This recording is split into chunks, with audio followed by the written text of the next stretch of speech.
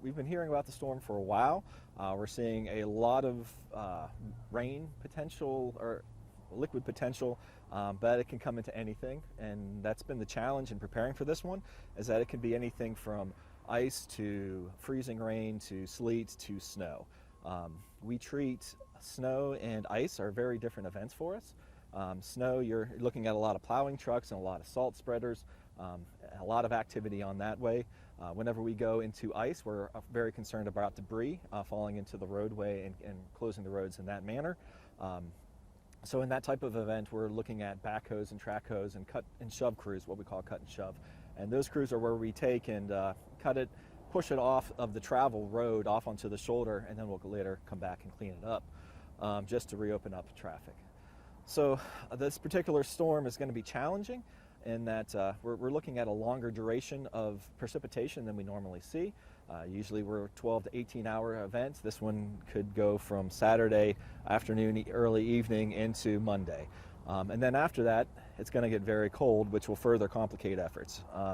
The only good news in that is that it's going to be sunny on Monday and Tuesday, and that always helps us. But it will be a challenging and a long event. So this is some of our events are more of sprints. This is going to be a marathon. And with the two different major types of precipitation in our approaches, we've activated everything. So we're ready for snow if it becomes a predominantly snow event. And as you go further north in our division, it'll be more snow. And we've also brought in our chainsaw crews and our equipment crews, both DOT and contracts, to be able to respond as needed. There's basic 3 phases to an event. We're currently in the prep phase. That's where we've gone out and placed over 300,000 gallons of brine in advance of the storm. We are now taking the deep breath before the event comes in. It's been a little more delayed than we were initially anticipating, but we will come back in, and the next phase will be active storm management. That's when it's raining and it's sleeting and it's snowing and we're out there in the thick of it trying to maintain a lane on the interstates, trying to maintain basic services so that if emergency management needs to go out, they can get to where they need to go. If people absolutely have to be out, we're going to do our best to try to preserve mobility as best we can, but this will be a difficult event to do this in. Once the event passes, and hopefully come Monday morning the sun will come out, there is still a chance of some gusty winds. We're hearing 25, maybe 30-mile-an-hour gusts. If we have a lot of ice up in the trees, that could be a lot of down trees during that period of time as well. So we're watching that and preparing to be able to mobilize as a debris event if we have a lot of ice and a lot of down trees. Debris events can go very long and to push everything back, but then afterwards we're going to be picking up a lot of debris over a period of time. So that's our plan of attack. We have 145 contract snow and ice trucks. We have 133 DOT trucks ready to go. We also have another additional 57 pieces of equipment that'll be doing everything from cleaning out the ramps along the interstates to being able to go out and address down trees as they come. Are the tree service contractors part of that number? They are part of that number. We've mobilized roughly a dozen external tree service contract crews to be able to help us in this event. How challenging is it when you cover such a wide geographic area and you're expecting kind of 2 different kinds of impacts here in Raleigh versus a little further up north? We have county maintenance engineers in all 7 of our counties, and they are tasked with managing their daily operations. So they are functioning independent and will be able to address their immediate needs. And then if one gets hit less than the other, or if one cleans up before the other, we have the ability to combine our assets to maybe an area that's been hit harder. As far as your staff, how are you making sure they're getting here safely and getting home safely? What does that part of the plan look like? Yeah, that's the one good thing about the delay in the storm. We have an opportunity tomorrow for our staff to take care of their families, and pack lunch or a couple of meals, because we're going to be at this for a while when it does come, and get some rest, because this is going to be a long one. But then we will have everybody in advance of the storm, loaded up with salt and sand and ready to go. Are you having people head to their locations before the storm comes in and waiting it out, or having them go there during or after? What does that timing look like? It depends on the location, and it depends on the type of truck and piece that we're using. We'll Our tree crews will be staged in an area where they can stay warm and rest until they're needed. Our contract trucks and our DOT trucks, a lot of them will be placed out, ready to go, and monitoring conditions in their specific areas. Some of them will be held back and getting a little rest, and then switching out as we go forward. With the cold temperatures, obviously our best times to make progress are going to be on the day whenever the temperatures are higher, and we'll pull back a little bit in the night when temperatures drop. Once it gets so cold, we're not even chemicals aren't going to be able to move it. When you're standing here, there's no precipitation, right? I think Yes. it's difficult for people to visualize what's coming this weekend. Mentally, what are you preparing for, and how does it compare to some of the other winter storms you've seen in recent years? We don't know what the impacts are going to be until they're here and then past. We are geared up for this to be one of the most significant storms that we've seen in the last decade. It certainly has that potential with the freezing rain piece of it. We have turned everything that we have loose. We're ready to go because we are anticipating a challenging couple of days. Which roads you mentioned trying to keep at least one lane open for like emergency vehicles or whatnot. Do you know which roads you're going to be doing that with? Sure. Whenever we do our snow and ice response, we focus on what we call we have a series of routes that we address immediately and try to keep those open. So think interstates, main US 1, heading south, heading north, major controlled access routes through the area.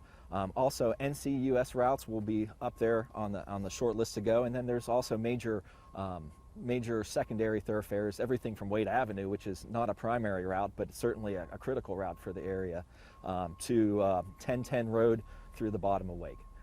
That's where we do our initial focus. It doesn't help if you can get out of your subdivision and can't go anywhere. So we focus on the roads that once you get out of your subdivision, you can get to where you need to be. Can you reiterate for the folks at home about staying home and why that's important? Yeah, absolutely. The conditions can deteriorate very quickly with the storm. The conditions are going to be bad. Sunday, so be home in advance of the precipitation, which right now they're saying late in the day, and then Sunday and into Monday we'll see where we're at. We often see people delay, and then whenever people delay going home, we start having accidents, and then we start having backups, and then we can't get to the roads to be able to treat them because they're currently closed with people trying to get home in accidents. The more people can stay off the roads on these next couple of days, the better off we're going to be, the quicker we're going to be able to recover and restore mobility to the area. So please, if you don't need to be out, don't be out. You mentioned at one point about the effectiveness of salt. Can you elaborate on that with these low temperatures we're expecting? Salt's just not going to do you any good at some point, right? Yeah. Salt, actually it takes moisture for salt to activate and start the melting process. So if you put it out and it's too cold and there's no moisture there, it won't even activate. So when we get down into the single digits and the low teens, salt without moisture is not effective. It's once temperatures start to rise, we then kick in. We are also have started using some calcium chloride in this event. We generally don't use calcium chloride in this area, but calcium chloride can actually lower the freezing point even further than salt does and helps buy us some time. We can put that out in both liquid form as well as pelletized form that goes directly with the regular salt and helps us keep roads open. Do you think there's anything we missed here that you think is important to mention? Everybody needs to take a deep.